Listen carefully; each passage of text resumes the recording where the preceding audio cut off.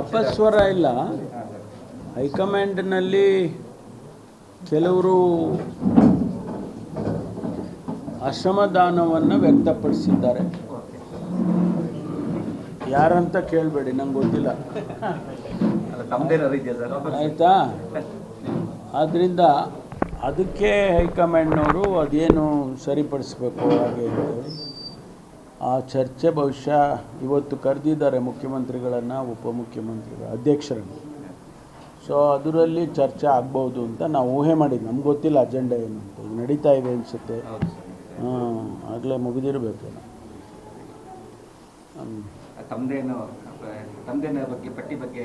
ಇಲ್ಲ, ನಮಗೆ ನಮ್ಮ ಲೆವೆಲಿಗೆ ಬಂದೇ ಇಲ್ಲ ಅದು. ಗೊತ್ತಿಲ್ಲ. ಮಾತು ಕೇಳ್ಕೊತಾರೆ. ದೇಶಪಾಂಡೆ ಅವ್ರನ್ನ ಸಂಪುಟಕ್ಕೆ ತಗೋತಾರೆ, BK ಪ್ರಸಾದ್ ಅವ್ರನ್ನ ತಗೋತಾರೆ ಅಂತ ಗೊತ್ತಿಲ್ಲಪ್ಪ ನಮಗೆ. ಅದು ಎಲ್ಲ ಹೈಕಮಾಂಡಿನ ನಿರ್ಧಾರಗಳಲ್ಲ, ಅದು ಆಚೆ ಬಂದಾಗಲೇ ಗೊತ್ತಾಗೋದು. ಮಾಧುಸ್ವಾಮಿ ಅವರು ಕಾಂಗ್ರೆಸ್ಗೆ ಒಂದು ಹೆಜ್ಜೆ ಇಟ್ಟಿದ್ದಾರೆ, ಕಾಂಗ್ರೆಸ್ ಹೋಗುವಂತ ಇದರಲ್ಲಿದ್ದಾರೆ ಅಂತ ಮಾತು ಕೇಳ್ಬರ್ತಾರೆ. ಏನಾದ್ರು ಪ್ರಯತ್ನ ಮಾಡಿದ್ದಾರೆ ಕಾಂಗ್ರೆಸ್ ಬರೋದಕ್ಕೆ? ಏನಾದ್ರು ಪ್ರಯತ್ನ ಮಾಡಿದ್ದಾರೆ?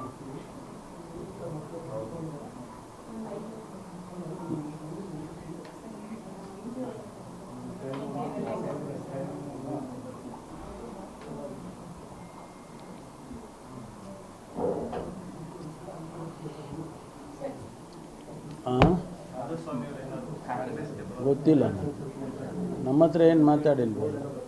ನಮ್ಮ ಮಾಧುಸ್ವಾಮಿ ಭೇಟಿ ಮಾಡಿ ಭಾಳ ದಿವಸ ಆಯಿತು.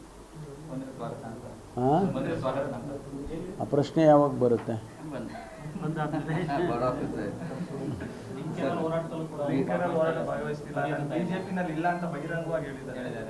ಗೊತ್ತಿಲ್ಲ, ಅವ್ರನ್ನೇ ಕೇಳ್ಬೇಕು ನೀವು.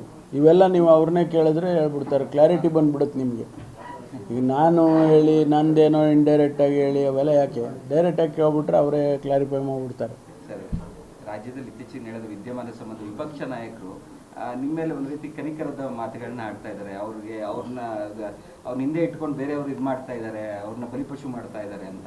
ಇದು ಏನು ಅರ್ಥ ಸರ್ ಇದು? ಅವರ ಕನಿಕರದ ಮಾತುಗಳಿಗೆ ನಾನು ಅಭಾರಿಯಾಗಿದ್ದೇನೆ.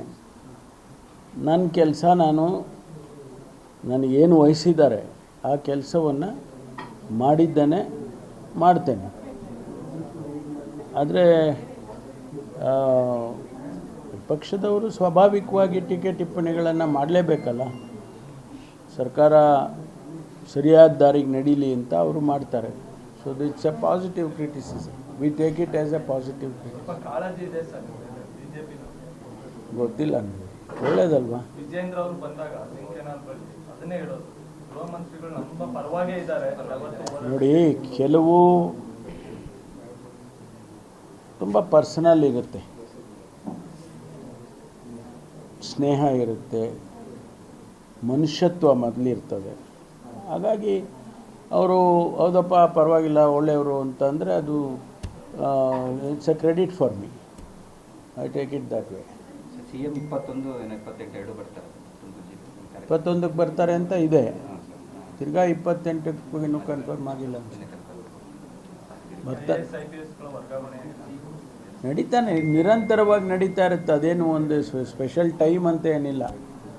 ಯಾರೋ ರಿಟೈರ್ಡ್ ಆಗ್ತಾರೆ, ಇಮಿಡಿಯೇಟಾಗಿ ಅಲ್ಲಿ ಒಬ್ಬರು ಪೋಸ್ಟ್ ಮಾಡಬೇಕು. ಅದಕ್ಕೆ ಕಾನ್ಸಿಕ್ವೆನ್ಷಿಯಲ್ ಪೋಸ್ಟಿಂಗ್ಸು ಬೇರೆ ಬೇರೆ ಆಗ್ತವೆ. ಹಾಗೆ ಅವರೊಬ್ಬರನ್ನ ತೆಗೆದಿಲ್ಲ ಹಾಕ್ತೀವಿ, ಮತ್ತು ಆಗ ಜಾಗ ತುಂಬಬೇಕು.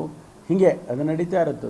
ಸರ್, ರಾಷ್ಟ್ರೀಯ ಪೊಲೀಸ್ ಅಧಿಕಾರಿಗಳ ಸಂಘ ಒಂದು ಪತ್ರ ಬರೆದಿದೆ ಕರ್ನಾಟಕ ಸರ್ಕಾರಕ್ಕೆ. ಇದರಲ್ಲಿ ಏನು ಘಟನೆ ಆಯ್ತು ಚಿನ್ನಸ್ವಾಮಿಗೆ, ಬರೀ ಪೊಲೀಸವ್ರನ್ನ ಮಾತ್ರ ಟಾರ್ಗೆಟ್ ಮಾಡಿದ್ದಾರೆ, IAS ಆಫೀಸರ್ಸ್ನ ಬಿಟ್ಟಿದ್ದೀರಾ ಅಂತ. ಇದ್ರ ಬಗ್ಗೆ